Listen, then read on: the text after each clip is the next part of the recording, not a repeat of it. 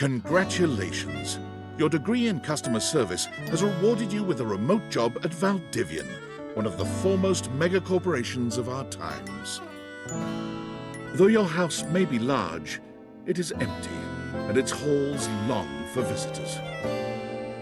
The sticky notes on your bulletin board remind you of your ultimate aims, but for now, it's time to get to work.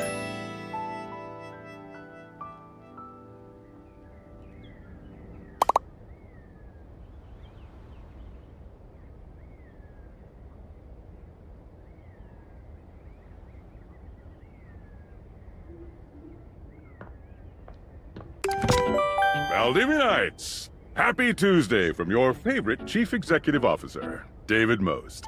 As you know, every day here at Valdivian is a reason to celebrate, as stipulated in your employment contract. Today, however, is extra monumental, as it's the first official day of our new hire. Please join me in giving them a warm welcome to our team. Out of the 30-ish job applications we didn't immediately burn, yours had the least spelling errors. You're joining us at a very exciting time, and we're all rooting for your success. As it lovingly says on the plaque above our daycare center, Valdivian, our business is family. We're so excited to have you joining ours. Coincidentally, the daycare center has been shuttered indefinitely due to the recent economic downturn. We thank our Director of Child Care Coordination, Irene Thomas, for her inspiring work.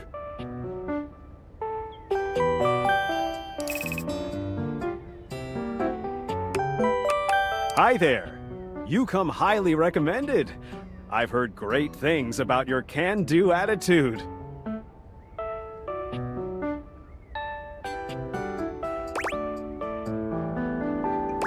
Oh, you are so welcome. I'm Tom, your manager.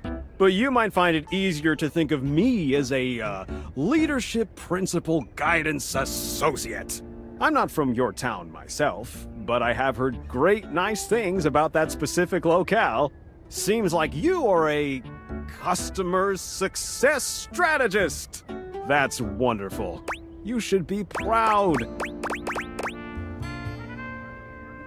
Customers deserve success, and in a strategic way. What could be better? Okay, champ. I'll let you get to it. Hey, you there?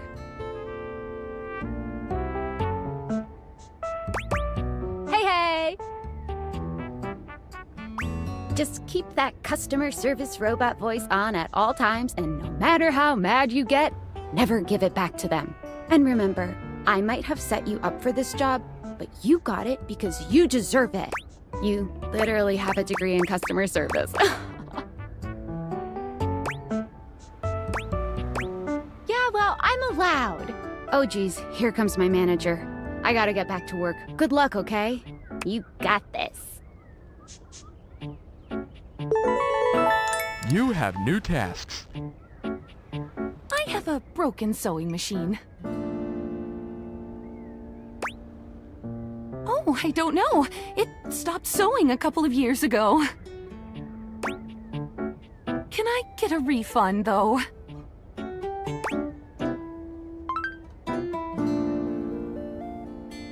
Hello, I purchased this book and I'm extremely angry about it. Is there a manager I can speak to?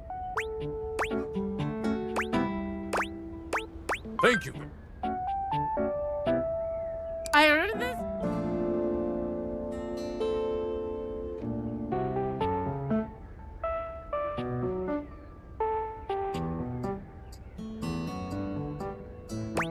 Okay. Sure. I blew it up and sat on it, and then it popped. Yeah.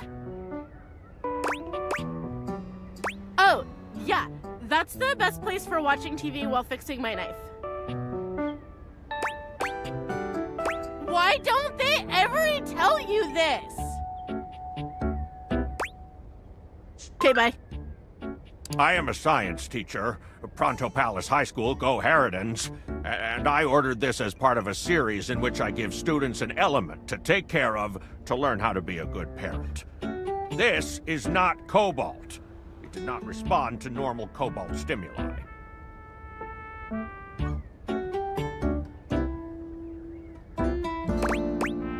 Meaning? Ah. Hello, my name is Emmanuel, and I have counted precisely 480 paper clips in this box. I would like a refund promptly. Thank you. Thank you for noticing. Have a happy day to you. Valdivianites! Salutations from the chatbot that has replaced your CEO, David Most. Just kidding.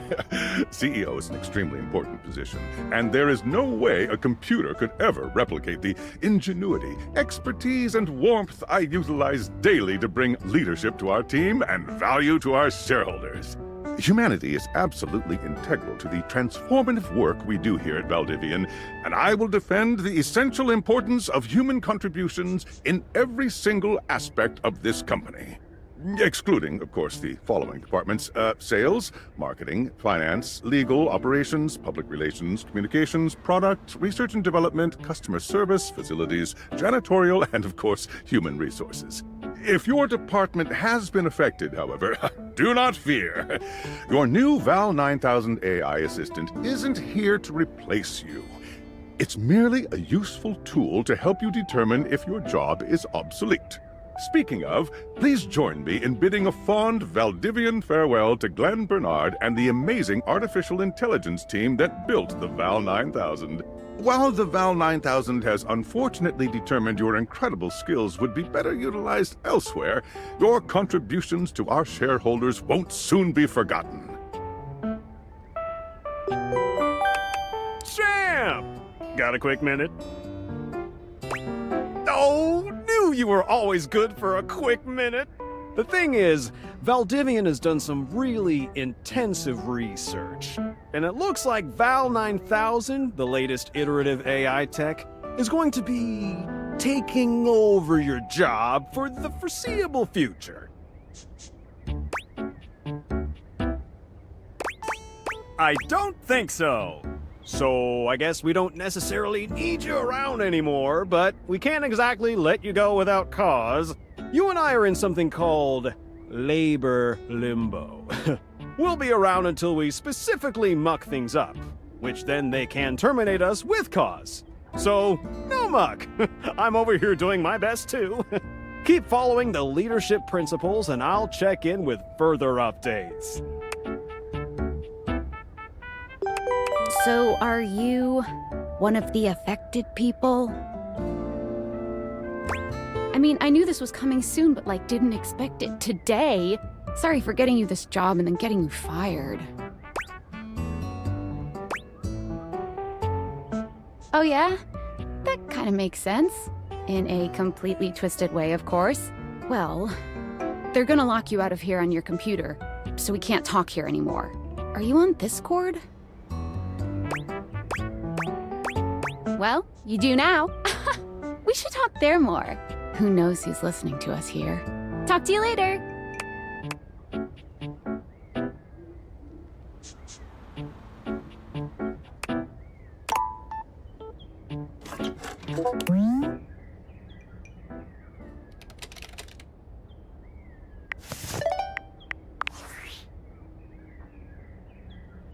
Hello. Okay, here goes nothing. Well, that's not important. Think of me as a friendly, yet anonymous hacker. Any second now, you will receive a delivery via drone to your front door. Tell absolutely no one it is in your possession. I will return with further instructions when the time is right. Well, not now.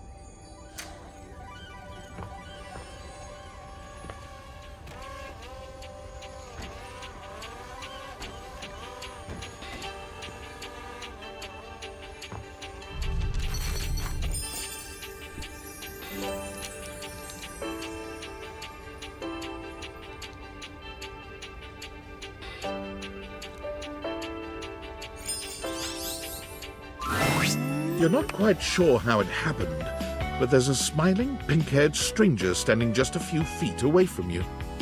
You don't remember inviting anyone over. Certainly remember inviting someone this cute to your house. Hey there! Your life is about to change. Hope you're ready.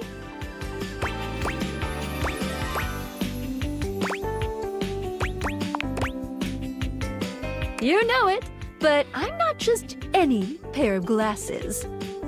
I'm here to help you out. I'm a pair of Date Theater glasses. My name is Skylar Specs. Woohoo!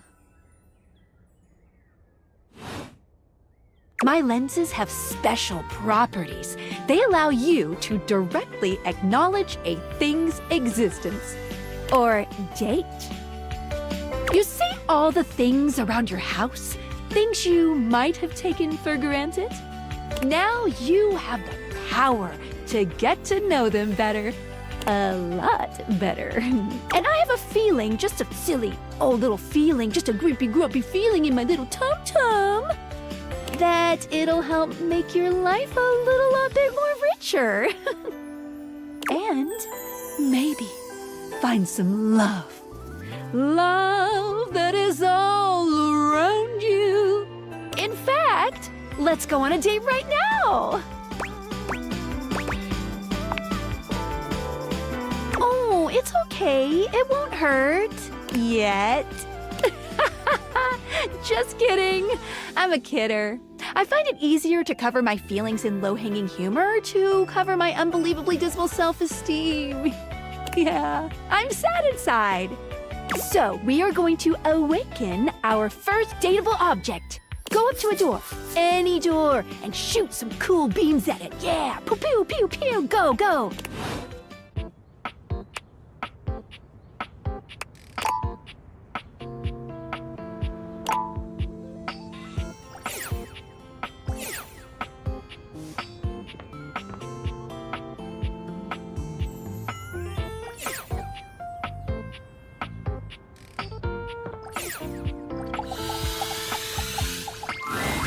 You're still standing in your house, but the unbelievable amount of bouncer energy radiating from the tall stranger who's just appeared in front of you would have you believe you're standing outside of a club. No funny business. I don't want to see those spectacles being used for something untoward.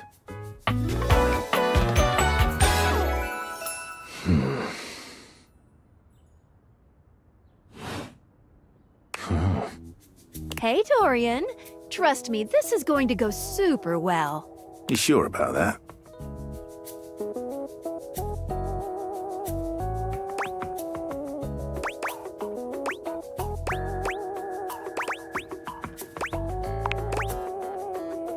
I'll believe it when I see it. After awakening an object for the first time, you get to speak with them here. You get to speak with each object once per day. We get a little knackered by using this newfangled date theater rubbish, you see.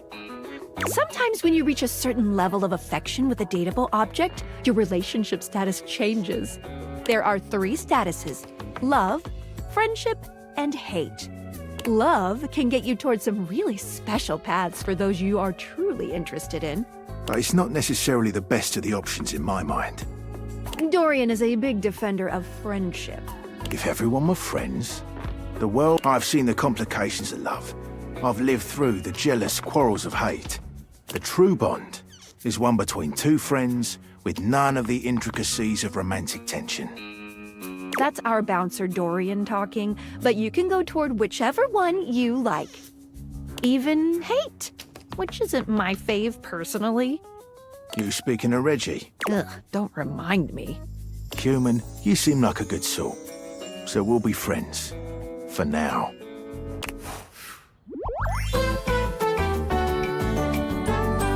Friends. As it should be. Feels good, yeah? But friendship gets you even more than that. I call it specs points. Take a look at this cool personality chart. Number go up.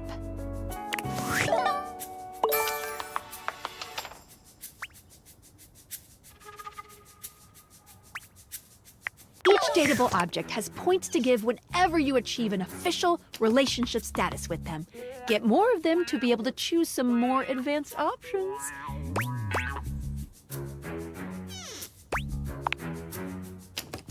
You can check out your specs points on your phone, which... Wait. We gotta talk to your phone. Duty calls, love. Bye, Dorian.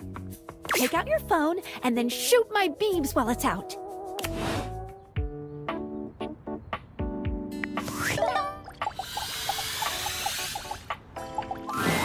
A beautiful stranger with a dazzling smile appears in front of you, shooting you a knowing wink. She turns that megawatt smile your way, and it feels like the sun is shining only on you. Hey there! Ooh, I like it much better up here where I can see your face.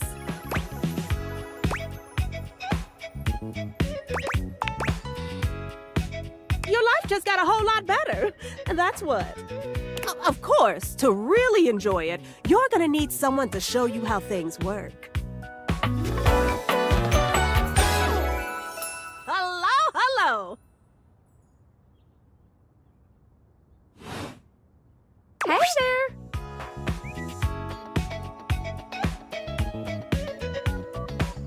Oh, you must be Skylar. Glad we've got the human on board with the latest tech from Valdivian. I've been doing a little tutorial with them about how things work. Oh, well, my sweet human. Lucky for you, I've got a gap in my schedule and a soft spot for that lost puppy look.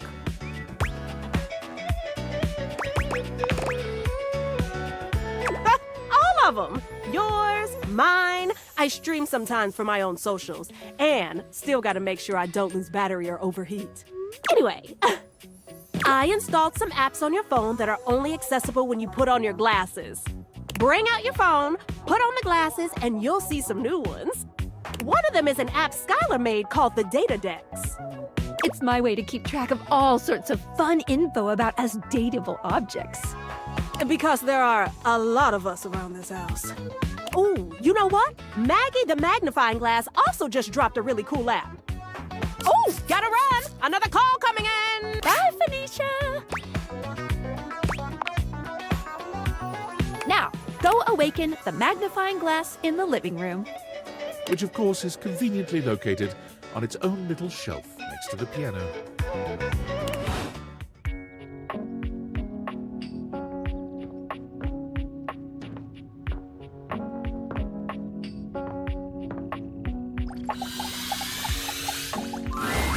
There's a distinct air of mystery to the private eye that stands before you.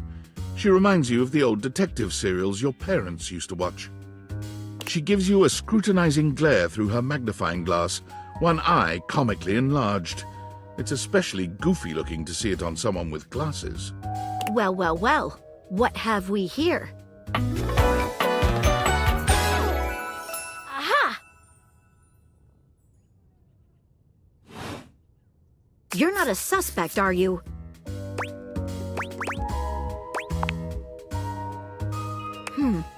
Very suspicious behavior. Maggie, it's our humans' first day talking with us. Go a little easy on them. Interesting. These glasses come in from the outside and are already trying to influence my case? Trust me, this human has a lot of potential to make this house a better place.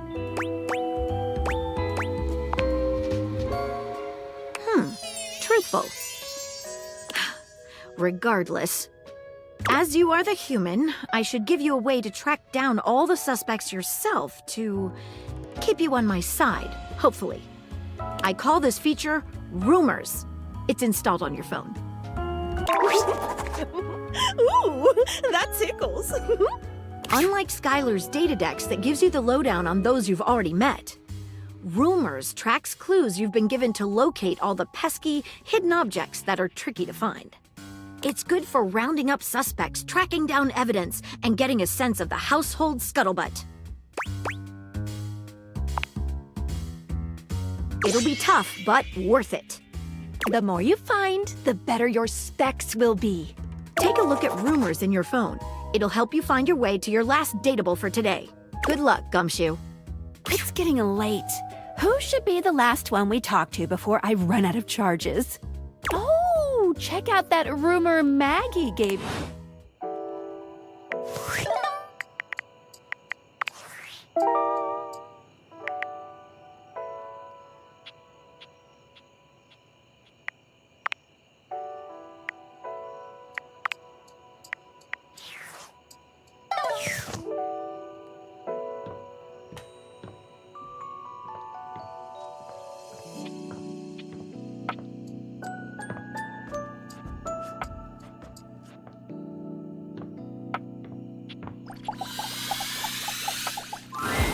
Standing here in your bedroom, you're struck by the realization that it's been entirely too long since you had anyone near your bed who wasn't, well, you. How strange, then, that the beauty standing before you feels so familiar, even though you're certain you've never seen her in your life. She's all curves and comfort, a soft body and softer facial features that seem to invite one closer subconsciously. She's positively enchanting. Hey there, stranger. Because you do. I'm Betty, and I'm your bed.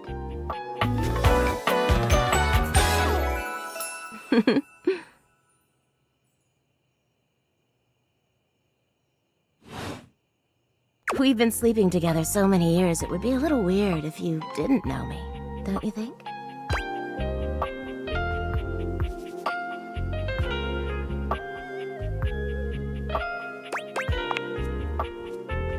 I've been here for it all, darling. But we can make some new memories from here on. It's a shame for someone as cute as you to be alone for so long, isn't it? Will you be bringing someone back here anytime soon?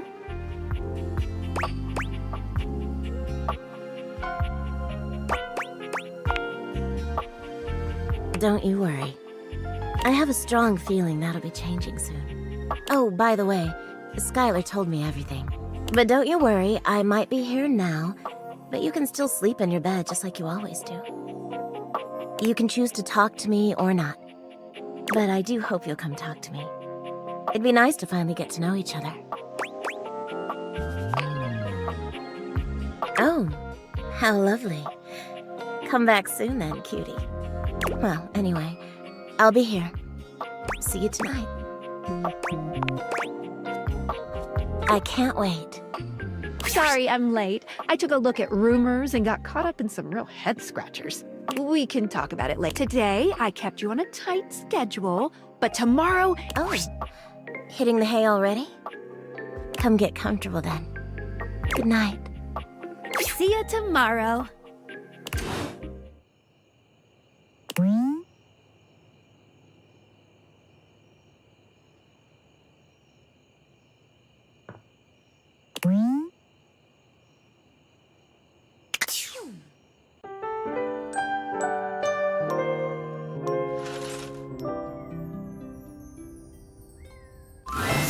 Good morning.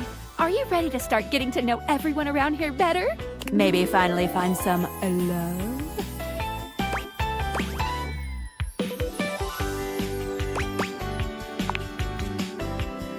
Oh. You certainly can. But I'm still in my tutorial mode setting. On the clock with a new user, you know?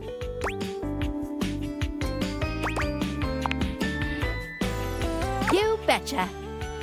So, if you want to get to know me better, take a look at my app starting tomorrow, and we'll see. Any other questions?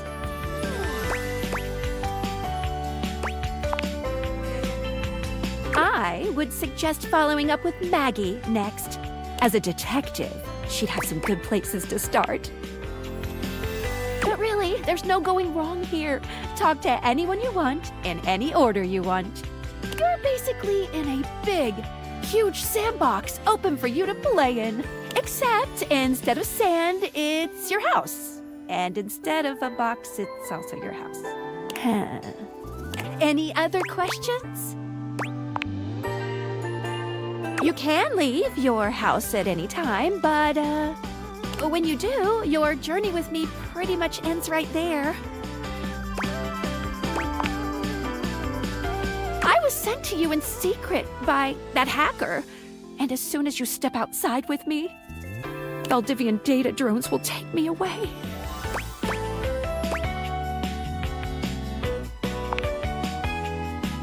Oh, it's a terrifying thought. Anyway, I wouldn't recommend leaving your house now. Your adventure has only just begun. Any other questions? That might be it for this little Date Theaters tutorial. But I think we're gonna see a whole lot more than we ever imagined pretty soon. Let's date!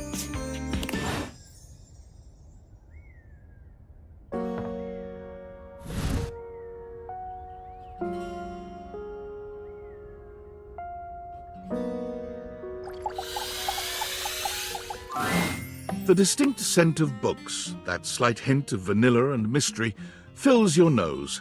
And while it's not at all unwelcome, it is strange to smell it when you're not actually paging through any of your books. It only takes you a few moments to track down the source of the smell.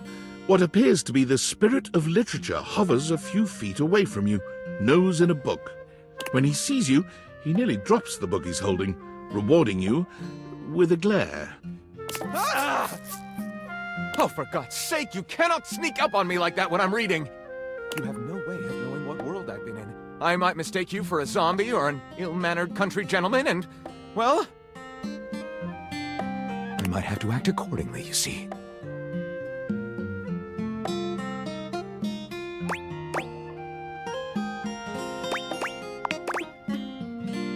Yes! Probably. I suppose that would depend, wouldn't it? My name is Lyric.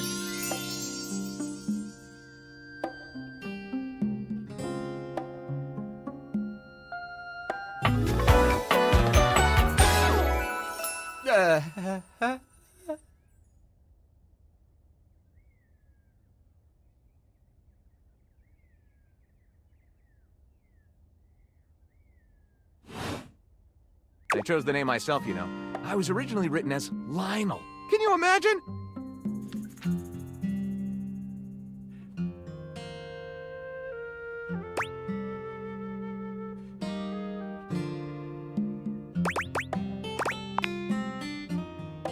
I am the embodiment of all literature, an indisputable master of the written word.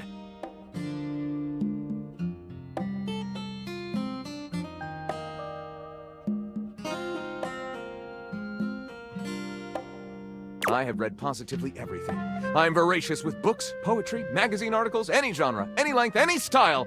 I love it all. I know you're curious about all that, so I figured I'd offer it right up front. What am I not reading right now is a shorter answer. This one right here is 20,000 Leagues Under the Sink, a riveting account of voyaging in a submersible to rescue a clean sponge from a dirty band of moldy criminals. This one, Angles in America, is a non-fiction history on the American phobia of rounded spaces. A bit dry, but it does make you see space and architecture in a new light. And this one I picked up on a whim, and I won't put down until they pry it out of my cold papier-mâché fingers. Pounded in the butt by the abstract concept of self-improvement while my gym equipment watches.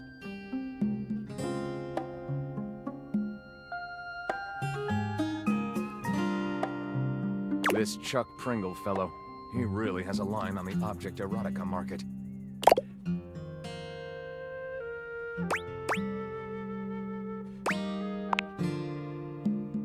Oh, this isn't even the tip of the iceberg. This is like one molecule of ice that's floating near the tip of the iceberg. And the iceberg is 2,000 miles wide.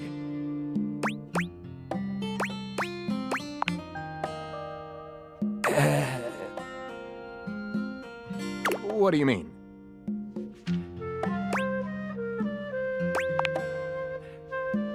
Sadly, I've never even written a paragraph. Not a single line of text. Not a word. Not a punctuation mark.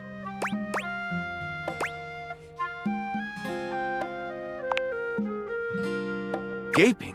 It's the C-note of my existence.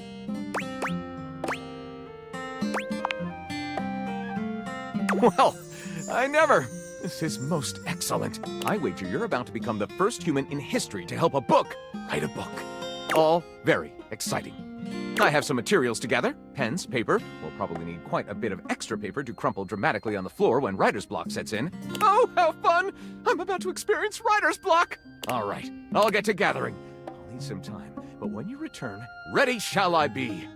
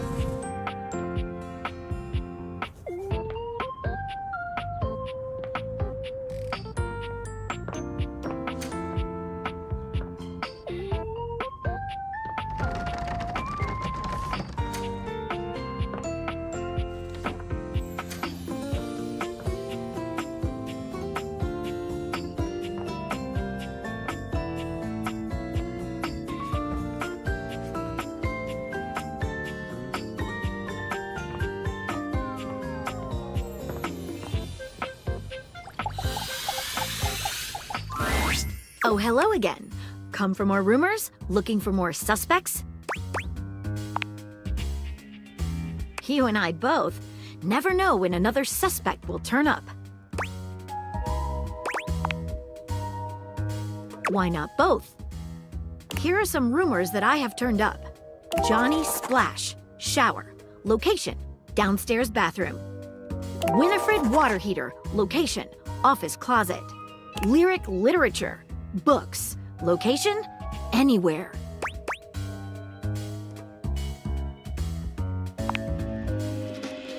But where do you think mystery novels come from? So what do you think?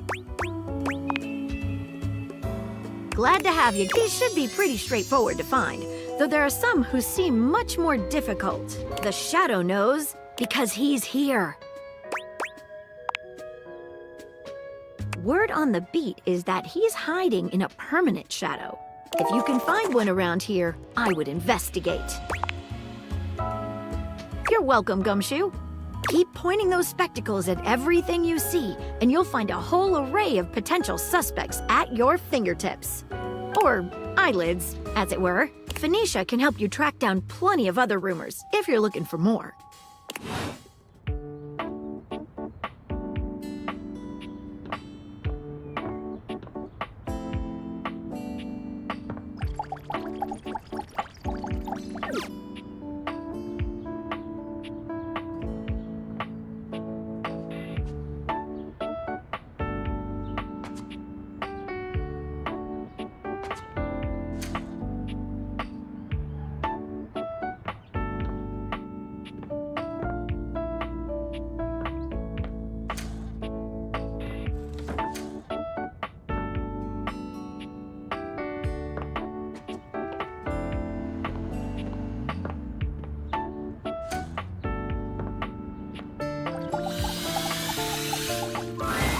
It's jarring to hear someone else's voice singing in your shower. After all, you haven't brought anybody home since you've been here. But this isn't some forgotten paramour from the night before. There's a singer in your bathroom, and he's using your showerhead as a microphone. While his singing may be less than professional, he certainly looks the part. His handsome face is framed by glistening ringlet curls, and his clothing has a sterile, hygienic vibe. A stark contrast to the smouldering, sensitive artist you see before you. Wet hot love. Wet hot love. Oh,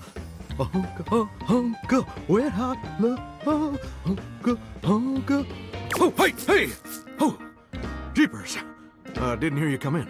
I weren't expecting company, especially such a ravishing company. Come right on in, darling. Be sure to wear a shower cap or you're gonna get yourself a mighty wet.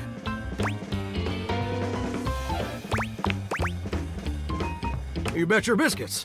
Ain't nothing getting past you, I reckon. Well, I'm just as happy as a pig in mud that you decided to stop on in. It's mighty nice to see a new face around these parts. Variety is the spice of life, as they say. and I can tell you're a healthy dose of paprika. Or maybe you're more of a cayenne.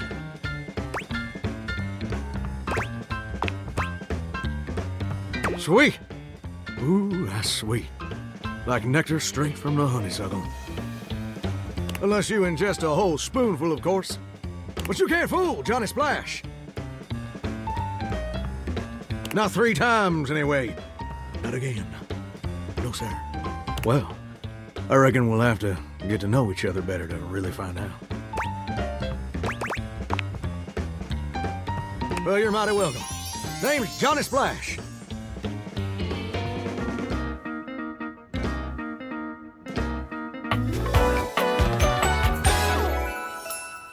Whoa!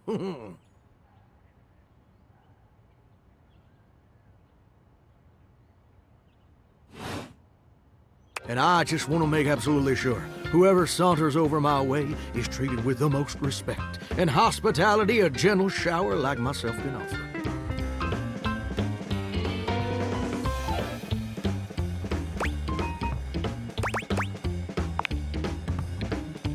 It's just real darn important that folks keep coming by.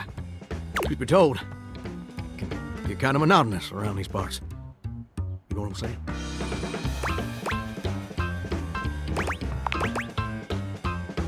Yes, sir. The bathroom can be a frighteningly monotonous kind of place. Just duller than dishwater. Or toilet water, as the case may be. I mean, just think on it for a second here. Would you go to a bathroom to have yourself a good old time? To experience something new and exciting? To meet someone famous or important?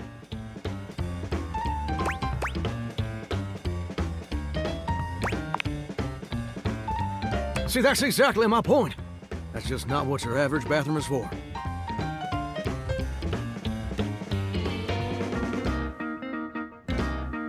Your common bathroom is a utilitarian kind of joint. Sure, it's useful and consistent, but it ain't a particularly lively spot. Ain't no nightclubs in no bathrooms, you know what I'm saying?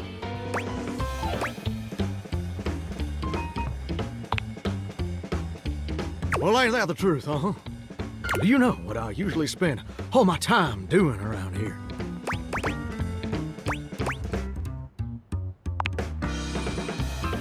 Heck, I wish. Truth is, darling, I spend 99% of my days sitting around doing absolutely nothing at all. Do you know how long it takes the average person to shower?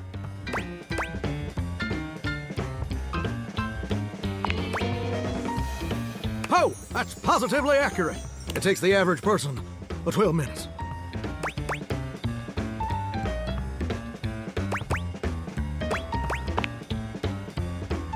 That's your shower. I ain't here to pass judgment, baby. That's between you and the Department of Water and Power. And God. Here's my point about showering. For the average person, it's 12 minutes. I looked it up and everything. 12 minutes of a water spraying, shampoo foaming, washcloth scrubbing routine. And don't get me wrong, those 12 minutes ain't bad at all. But do you know how long a day is?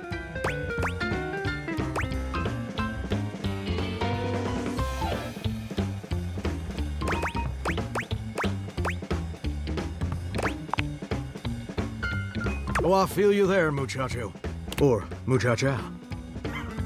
But I don't want to assume. Well, the answer is 1,440 minutes, which means my job is quite literally just 1% of my day.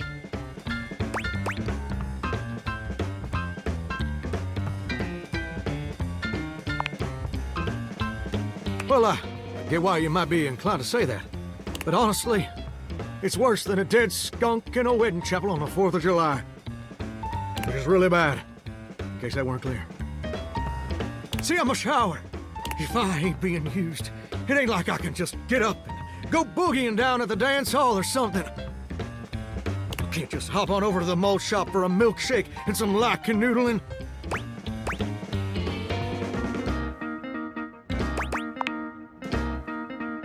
Maybe a little. But here's the real issue. It makes me feel unfulfilled, listless, bored stiff, like a scarecrow in a cornfield, like I'm gonna be stuck here forever. And all my dreams ain't never gonna come true.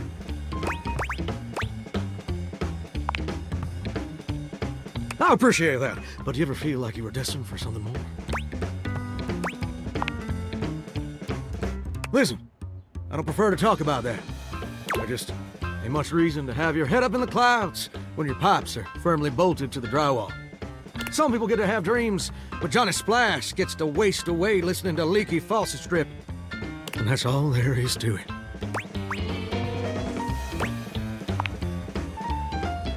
Oh, what the heck? You done twisted my temperature knob. Now, I reckon I usually don't do this, but you got a trustworthy face. Plus, I'd be lying if I said I wasn't just a little bit sweet on you. So, I'll tell you my super secret dreams on one condition.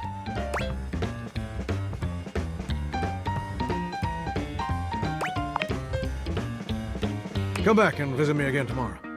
Show me this ain't some meaningless fling for you. Come back around, and I'll share with you the secret I ain't never shared with anyone else before. Hope I'll see you then. Now you better mosey on out of here quick. Plumbers are coming soon to fix my water pressure issues. Uh-huh.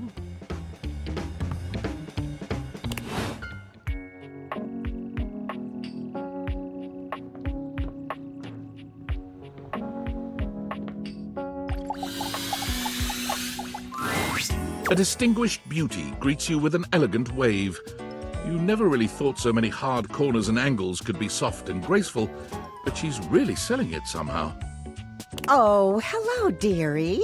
Mind your step. I'm getting a bit creaky in my old age. I'm working on it, mind you.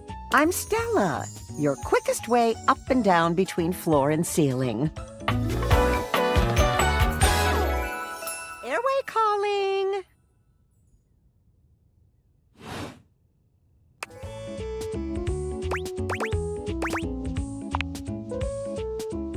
Well, aren't you a sweet summer thing? I appreciate the sentiment. Still, one step at a time, all right? Just in case. And step and step and step and step. At least, that's what they say. That's the way. Step on through.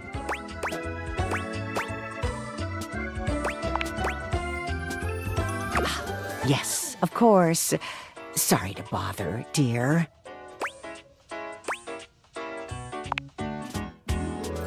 Oh, bother. I've been a bother, haven't I? You see? Well... Stella looks everywhere but at you, trying and failing to find the words. Truth be told, I'm starting a business. She gives you a nervous but sweet smile.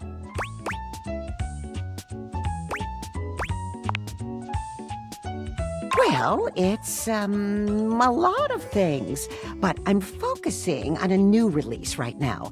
Market research tells me it's a little lacking around here. No offense to anyone, of course. Oh, thank goodness. You know, if you were interested, I could get you in on the ground level.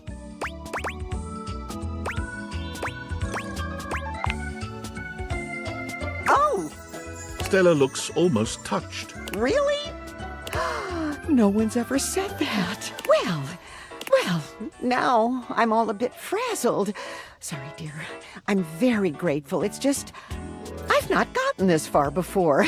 Let me check the booklet. They sent it to me when I signed up. Stella's Steps to Success. How to sell that sale and change your life, generate passive income and financial freedom, all from the comfort of your own home. Stella pulls out a pamphlet from deep in her bag. I memorized that part at least.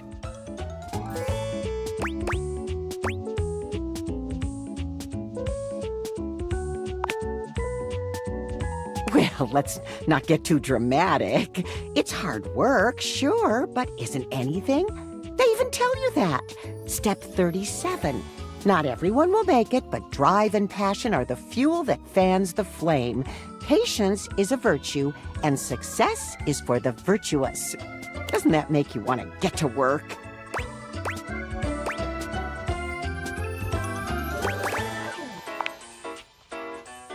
Yes, actually, it does. Make something of myself. Oh, I really have gone off track now, haven't I? Booklet or not, This is a mess. Look, dearie, I'm so sorry to ask, but could you come by again some? There are really a lot of fancy words to learn. I'll throw in a free sample. Gotta get rid of them somehow.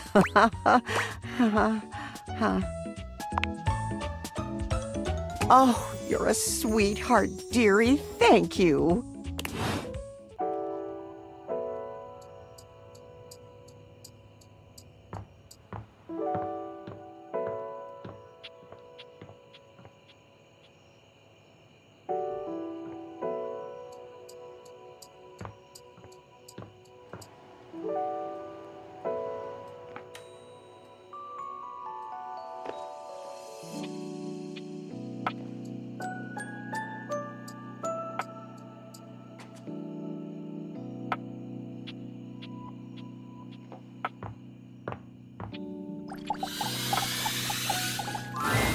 Normally, when you aim your dataviators at an object, you see one personality only.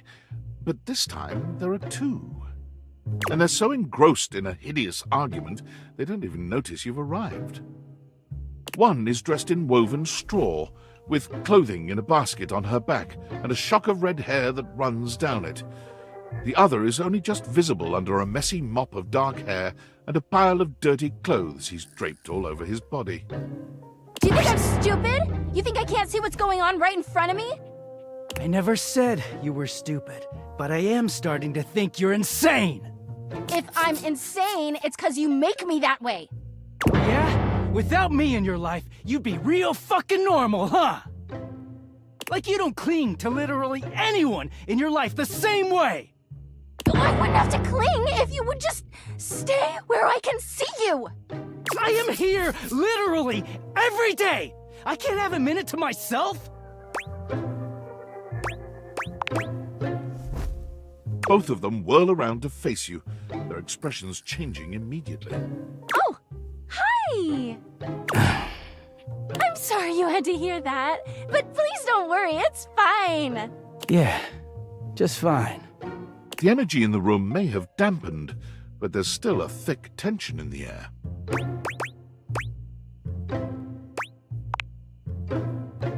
Oh, don't worry, we didn't. We're really fine. Uh-huh.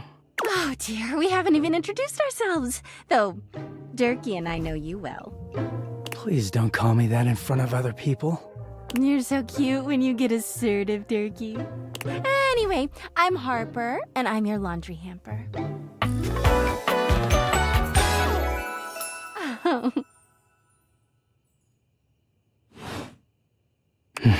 I'm Dirk, and I'm your dirty laundry. Mm-hmm. Oh, I'm getting a reading. It's a secret feature. It's called Content Aware. It goes off whenever I have the feeling that something a little off-kilter might happen. It gives you the chance to see if this dateable might be someone you might want to skip due to content concerns. If you're worried that you might miss out on points or stuff, don't get your tushy in a twist. I'll take care of the dirty work for you. No penalties incurred, I swear. Pinkies! If you're interested, you can turn it on now. You can also turn it on or off anytime I see ya.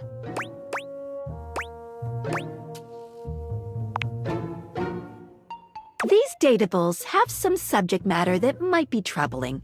PTSD, violence, stalking, manipulation, domination, mental health issues, addiction, and many more. If you want a gentle warning when something approacheth, I'd recommend you turn it on. Okay, back to it. He is a very dirty boy, isn't he? Harper. Harper stomps on Dirk's foot, beaming all the while. Dirk grunts, but says nothing. Anyway, that's us.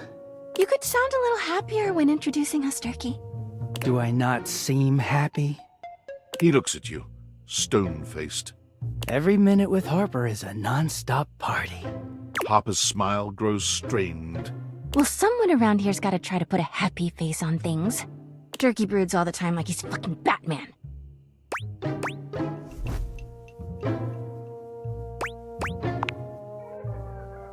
What? No. You know, the baseball-themed superhero who patrols the stadium of Baseball City. Kinda weird you've never heard of him. Don't be rude, Turkey. I'm not. It's just surprising. Not everybody keeps their nose in a comic book like you do.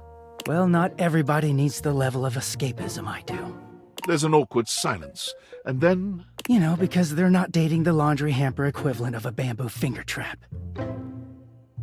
Harper is silent for a very long time, but you can feel another argument coming.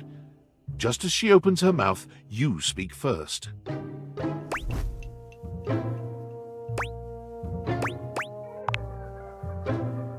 You too, honey. Come see us again sometime. The look in Dirk's eyes seems a bit desperate, as if he's silently pleading with you to return. You can hear Harper and Dirk's raised voices long after you leave the room.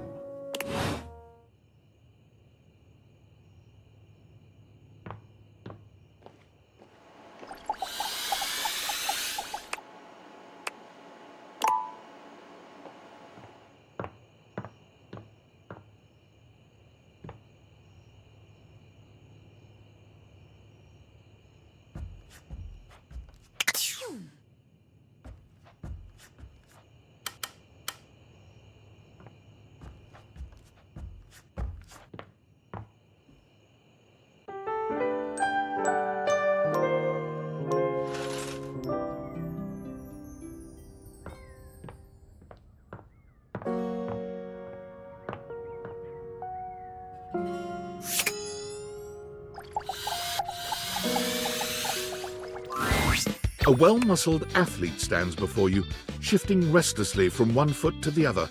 There's a strange air of anxiety to her, despite the broad smile plastered on her face.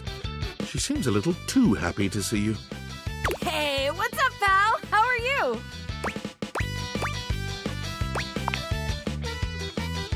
Hell yeah, Brosa Phoenix! That's what I'm trying to hear! Oh, I can't believe we're, actually talking now, pal! You've walked past me 1,000 times and never even looked at me, but that's totally okay. After all, I don't do this for the recognition. I'm just a humble shelf trying to grab life by the horns. Gotta carpe that diem, if you know what I'm saying. Oh, drywall! I almost forgot to tell you my name.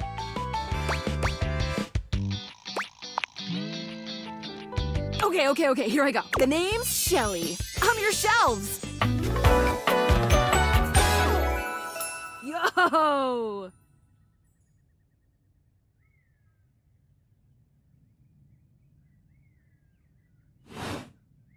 It's my job to hold your stuff up with my amazing muscles. I really enjoy doing it!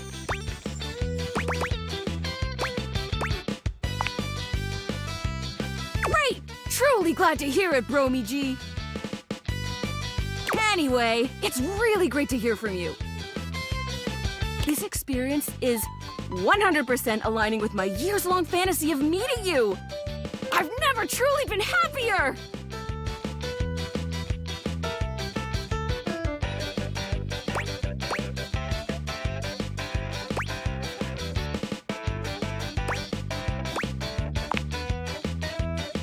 Oh no, you're amazing! 10 out of 10 human being. This is going really great, actually! Not a disaster! I'm just gonna go for a completely unrelated reason. Later, doodly-doo!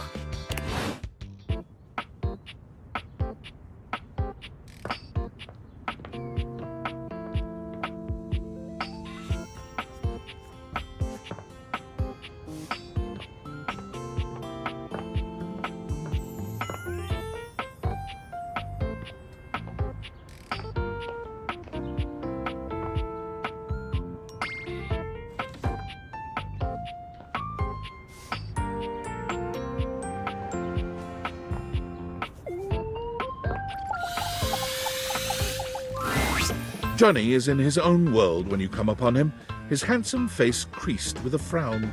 He's talking to himself rather than his usual singing. counting things up on his fingers and running a hand through his curls. Seriously? The grout needs replacing too? Heck, I ain't got time for that. Gorgeous! You came back. What a surprise. I reckon I didn't think you would.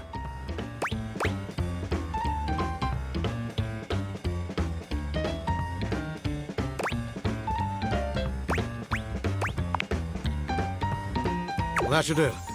I can see your word is your bond.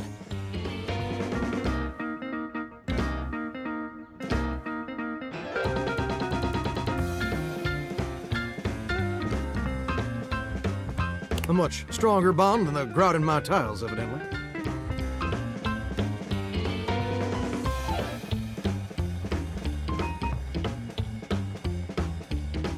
Anyway, I'm just so glad to see that smiling face again. Makes me happy as a clam in butter sauce.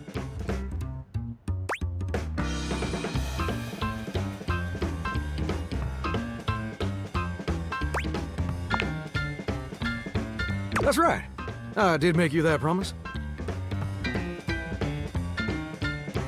Okay. But first, a question for you. You're not a big-time record producer, are you?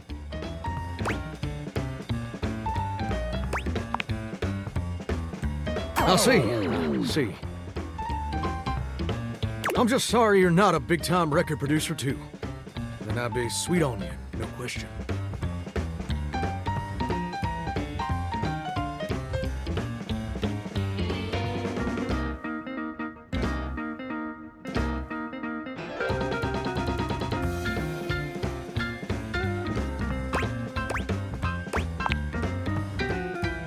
Well, now, fixation seems a mite bit harsh.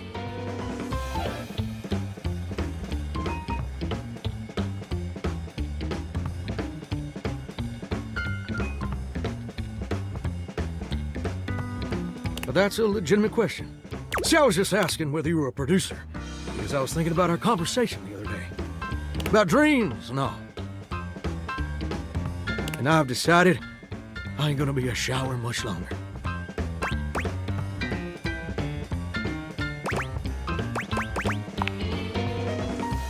That's a great question, which I'll answer after I recite this little speech I prepared. Don't get me wrong or nothing. Being a shower is an honest way to earn a living. My pappy was a shower. My grandpappy was a shower. Heck, my old hound dog Duke. Well, I reckon he's a shower too. Got me some mighty fine memories of being a shower. Most of them involving sundry drain cleaning products and the way they make me feel inside. But it just ain't my true calling, you understand?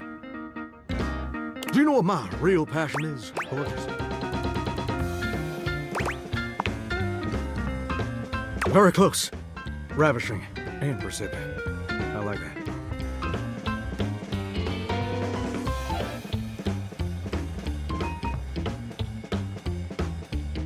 My dream, the raison d'etre of my humble existence on this crazy spinning marble, is to be a professional singer. Well, I never told anyone that before. Does it surprise you?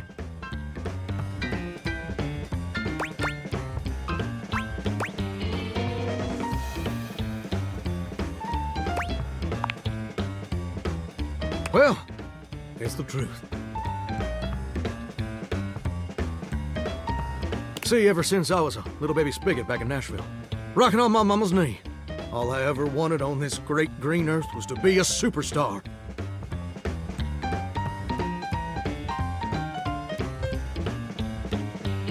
Like my heroes, Elvis Parsley, Lady Wawa, and Chris Barrett.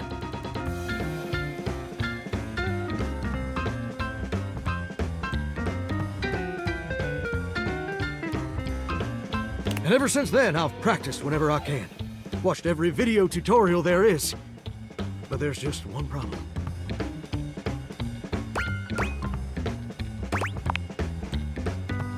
It's mighty embarrassing. But my problem is, I'm just too gosh dang insecure. I want to share my love of music with the whole wide world. I want to be recognized for my talents.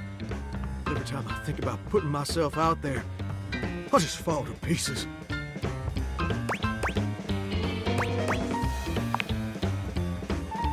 Oh, you have no idea.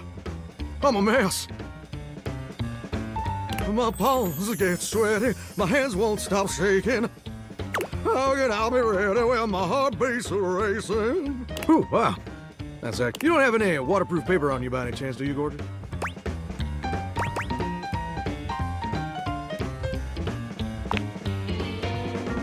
Huh. Ah, never thought about it that way.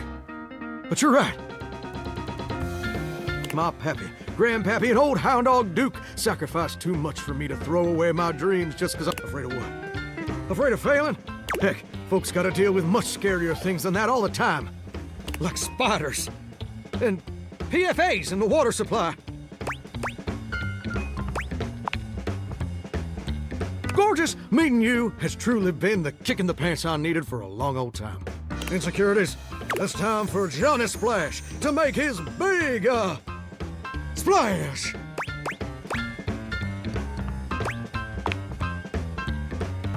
Oh, absolutely. It's time to finally get out of this humdrum shower life and go full steam ahead. First, let me just send a message to my boss and tell him I quit. And then his hair. You're 34 now, Daryl. Time for an adult haircut. Daryl? He's my boss. And set! Woo! I'm so dang nervous. Heck, my hands are all shaking. But I feel swell, you know. Real swell. Though, that may just be the adrenaline talking. Either way, now it's done. Record my audition for American Maestro.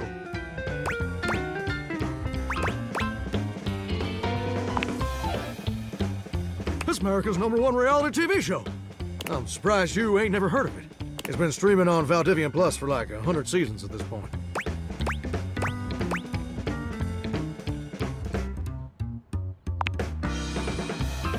True, most of their programming is cheap, generic, forgettable trash. But American Maestro is something special. It's a singing competition series where the best future pop stars of America duke it out, vocally speaking, for the chance to be crowned America's Maestro. You're exposed to an audience of millions, and the winner receives a big old recording contract with Valdivian Records. It's always been my dream to compete, and hopefully, can I count on your help? Amazing! I'm just so, gosh dang excited. All right, I'm gonna go get rehearsing, and can you meet me back here tomorrow to record my... After all, you're my inspiration. See you tomorrow, gorgeous. Well, hello.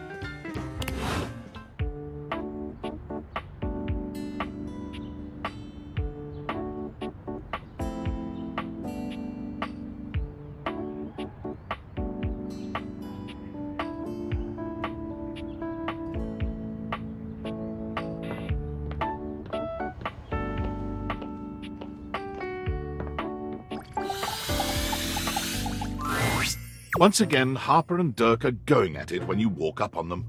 This time, Dirk is the one shouting. You need to let go of this stupid Chappie thing. I'm not him, and I never will be. Don't you dare say his name. You could never be him. I envy him, to tell you the truth. He finally escaped from you. Harper is stunned into silence, her lower lip quivering for a moment before she points a finger at the door and screams. Get out! Get out and go do whatever it is you do when you're living your double fucking life! I can't wait to get out of here and not hear your shrill-ass voice! That's what I do when I'm away from you, by the way. I just enjoy the goddamn silence! Go enjoy your goddamn silence then, you fucking asshole! I will! Dirk stomps away from Harper, stopping for a moment to look at you. He puts a hand on your shoulder, leaning in but still speaking loudly enough for Harper to hear. Get away while you can, buddy. Don't let her get her claws into you. Trust me on that. He walks away, flinching as Harper lets out a frustrated scream. The moment he's gone, Harper exhales, turning on a bright smile for you. I'm so sorry you had to hear that. Durkee just gets so grumpy sometimes. Oh, he's happy all the time when no one else is around. He just gets brave when he has an audience. You seem like someone who gets relationships. I've been thinking a lot about my relationship with Durkee lately. You'll listen to me, won't you?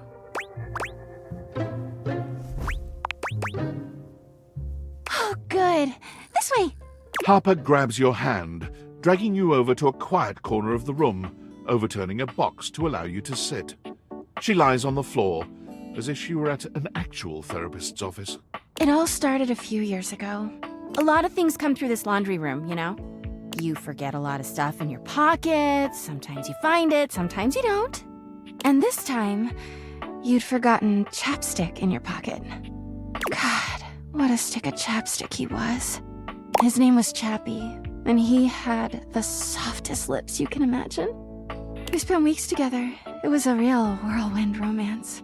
He started talking engagement towards the end, hoping maybe you'd forget a ring-shaped object in your pocket one of these days.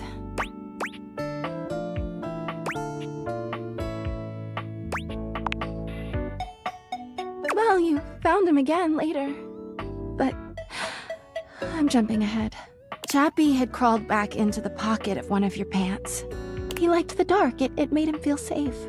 Harper sniffles, growing silent for a moment. When she speaks, her voice is filled with emotion. And then you washed him. Washford and Drysdale brought him back to me. I'll never forget it. He was melted. She lets out a sob. He wasn't the same after that. I tried to keep things going. Harper turns to you, sadness and anger in her eyes. But you threw him away!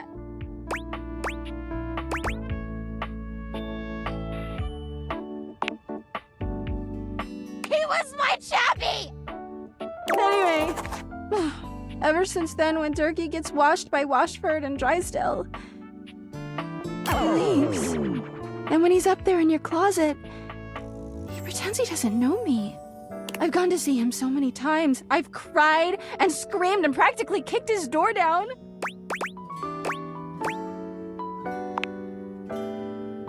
Don't ask me. I know that Durkee is cheating when he's up there. He calls himself Clarence and acts like he's so cool and above everybody else. Tell the truth, Durkee! I know you and those Hanks are getting it whenever you're up there. And he's got a stream of objects coming in and out of that closet. I know it! Of course I do! Everyone's always like, oh, how do you know, Harper? How are you so sure? She taps her temple. Hamper's intuition, honey. I know how nasty he is. I know he can't go that long without getting some. Anyway, I've been thinking a lot about our relationship lately. Obviously, I've done nothing wrong and never have. But I just love my Durkee so much, even though he hurts me so. I just don't know what I should do.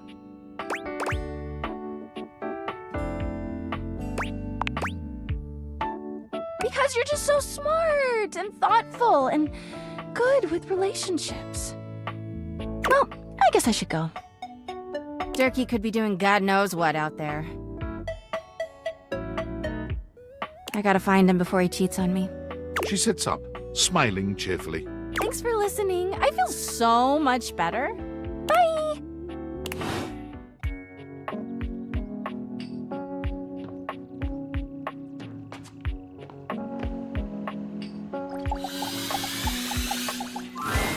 You hear her before you see her.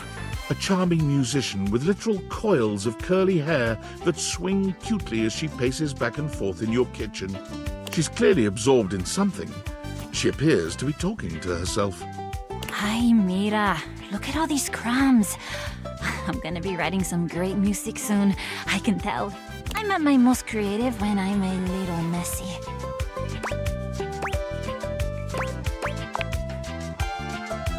Shake them out.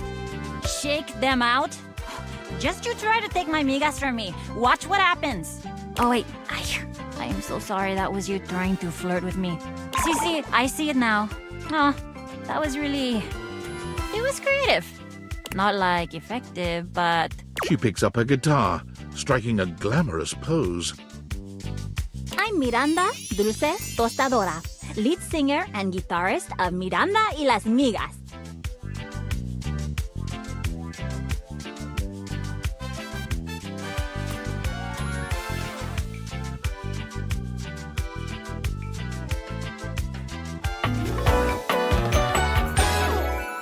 ¿Qué tal? We're the best musical group around here by a lot.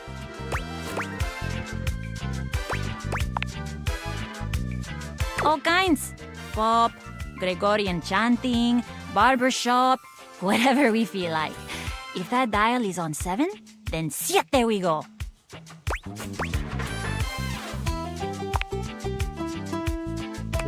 This is really not the thing I said that I thought you'd have questions about.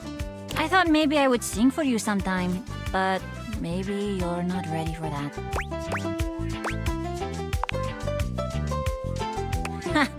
Wow. Okay, nicely done. Okay. Maybe I'll sing. And you would be lucky too. I'm really good. Just stay on my good side. ¿Me entiendes? Oh, and obviously, if you like neat toast, I'm here. Okay, busy, sexy little tostadora with a gig coming up. Time to make the toast. Hasta luego.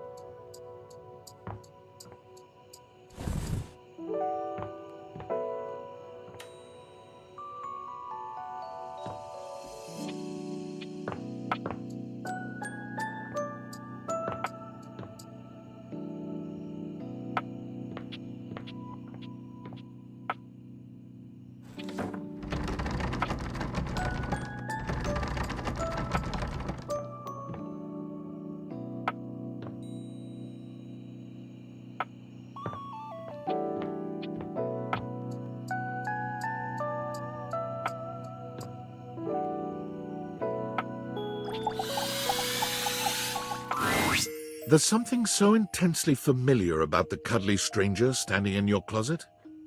The combination of his massive stature and the soft materials he wears produces an almost irresistible urge to hug him, and the aura of safety he emanates certainly doesn't help. Well. Aren't you a sight for sore eyes? Yeah!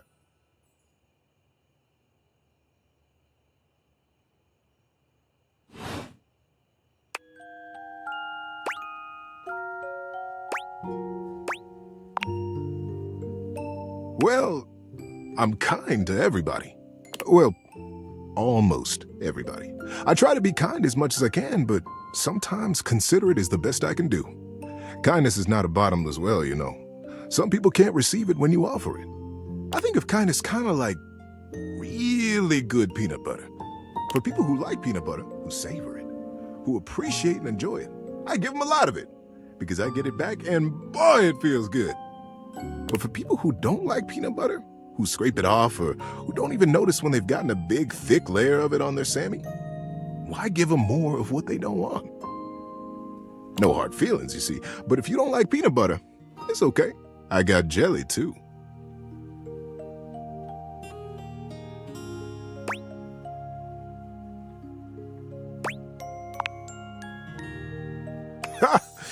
Well, that's wonderful.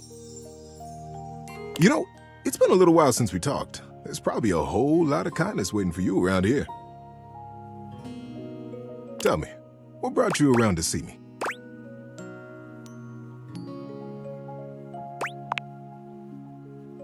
Oh, well, I can see that. It has been a long time since we talked. It's easy for old things to get lost when new things keep crowding your world. And my goodness, how your world must have expanded since we were both young. I've grown up in this closet. You must have had so many adventures. So many stories. I've got an idea. How about you tell me a story of yours, and I'll tell you one of your old favorites. We can trade stories and get reacquainted. Probably have a heck of a lot of fun in the process, too. I might even have some new stories in here somewhere. What do you say, old friend? Before we start, I should ask, where would be the best location for us to cozy up together?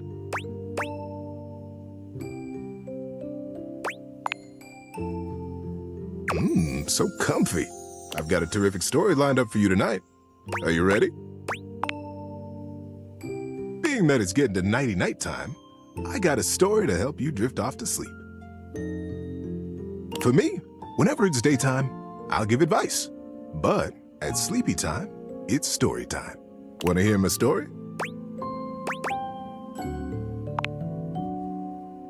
I hope you're ready. I have a great story for you tonight. This is the story of the Star Brothers. Eris and Leo were twin brothers born among the stars. Though born in the same split second, Eris always felt protective of his brother. Leo could be a bit of a hothead, and Eris was kept busy keeping him out of trouble.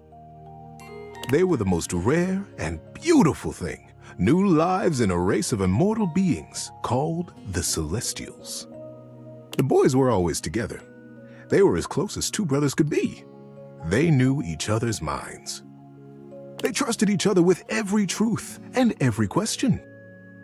When Eris grabbed the comet's tail with both hands, Leo knew to stand in front of it and play the comet's head like a friendly dog.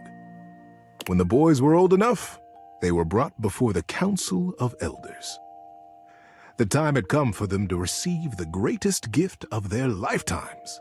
You see, I know you look up at the stars. I know we all marvel at their beauty and their mystery. But the stars look down at us, too. They treasure us.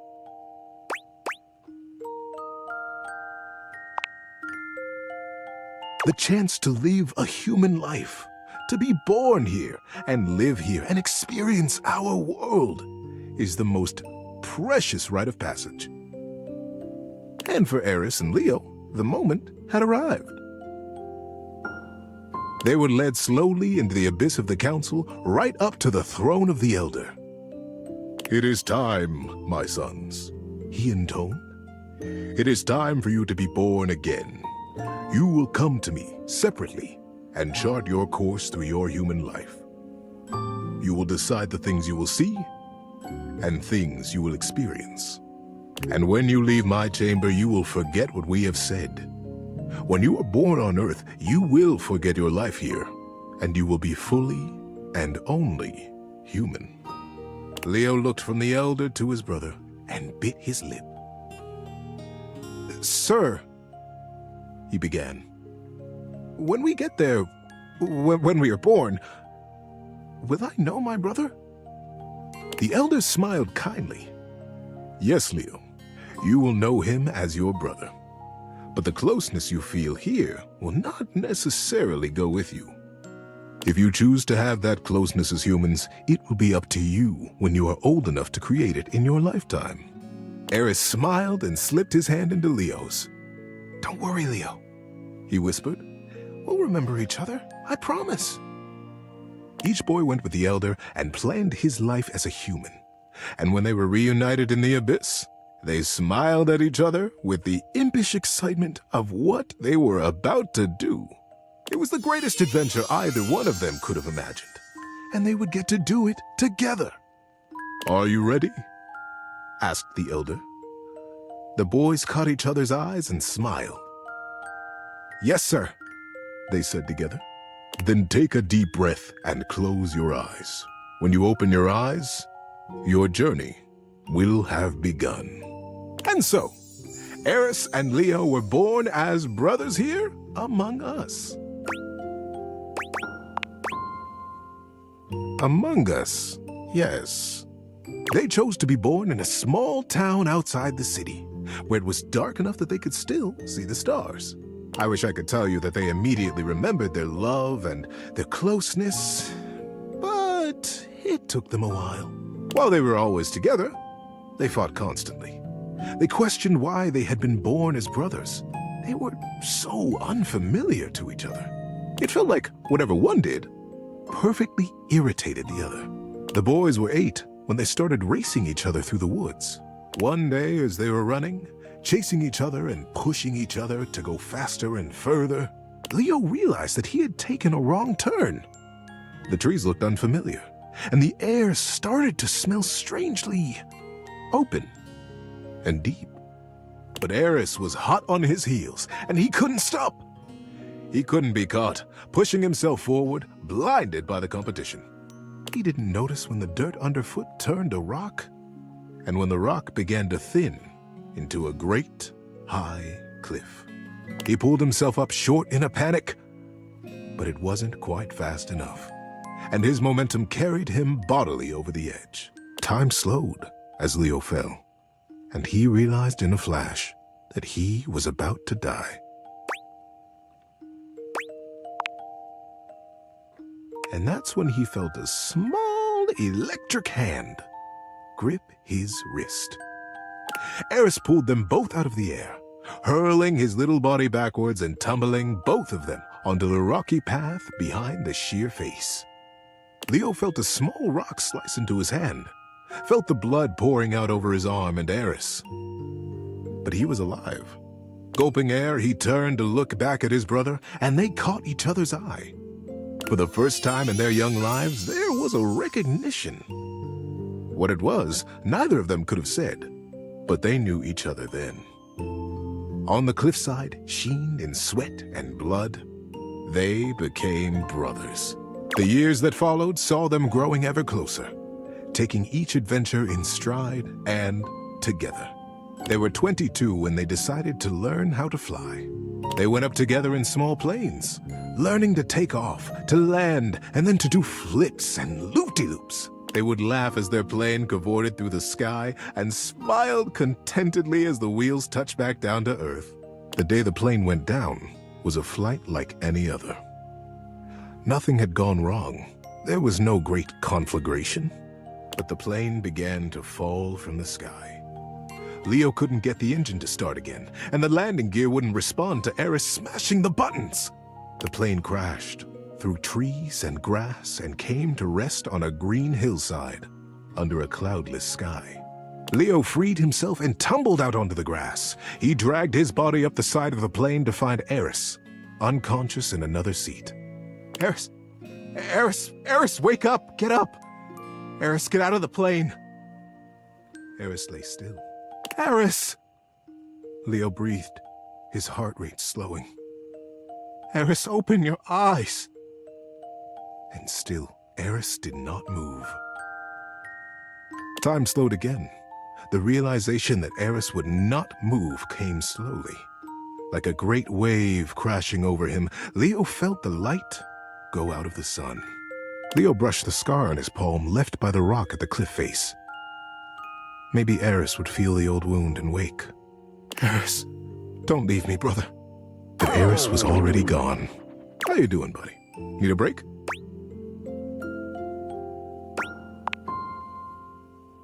It was many years later, and Leo still moved in the cloudless fog of that morning. Colors seemed bright and hollow. People spoke to him as though from a long way off, and he jealously guarded his isolation from the world. He still saw his brother everywhere. The way a certain branch swayed as though it had been brushed by a young hand. The way that girl smiled at him. The same mischievous glint in her eye that Eris used to have. It was that girl who began to bring him back to life. She had lost her dog in the park. Frantically, she ran back and forth calling him. Comet! Comet, come back! Leo raised his head from the scar on his palm at her voice, his back against a tree. And then there was Comet, streaking across the grass with his tongue lolling happily. He beelined for Leo's tree. Before he knew it, Leo was on his feet, jumping in front of Comet and playing his head with a laugh and a smile. The girl arrived breathless and grabbed Comet's tail with both hands. You silly goose! Where were you going? She laughed. thank you. Thank you so much. I'm Celine, by the way. Oh, hi. Hi, Celine. Nice to meet you. I'm Leo. Celine smiled. Hi, Leo. And somewhere in his chest, Leo felt something warm break open. A tiny dam on a great river, and his blood began to move again. Celine and Leo were together from that day. Their love brought them a family, and then more family, and more adventures than they could have remembered. They grew old together. They grew wiser. They held each other when Comet died. They cried together when the fire took their house. They smiled when the sun built them a new one. And when Leo died, he died with a smile on his face. Celine was standing next to him, and his finger now unconsciously and methodically stroked the scar on his palm. In that scar was his holding on to Eris. Not with sadness now, but with fondness. Great love. Leo's last breath was a gentle exhale up into a cloudless sky. And when he opened his eyes again, he was home. He was in that sky, up among the stars, young and immortal, and standing before the Elder, with his hand clasped in his brother's warm grip. Eris, is it really? It's you! I remember you! I remember this! Eris laughed out loud and began to jump around excitedly. Oh, Leo! I've been waiting for you. I watched everything. I watched it all. What an adventure you have had! You were there? Leo asked, confused. But no, I remember you weren't there. I know you weren't because I missed you. But I was. I was in your scar. I was in the park that day you met Celine. I sent Comet to you. Don't you see? I was always there, and I wouldn't have missed it. I'm so proud of you. As the Elder looked on smiling, Leo began to cry. The well of love for his brother broke open with gratitude that he was here now. The boys held each other, crying and laughing, and patting each other on the back to make sure the other was real. Leo pulled away from Eris and looked at him squarely. I am so grateful that you saw my life, Eris. But I don't understand. You could have been there with me. We could have done it all together. Why did you leave me, brother? Eris grinned. I never left you. My journey was to die, Leo. Yours was to live.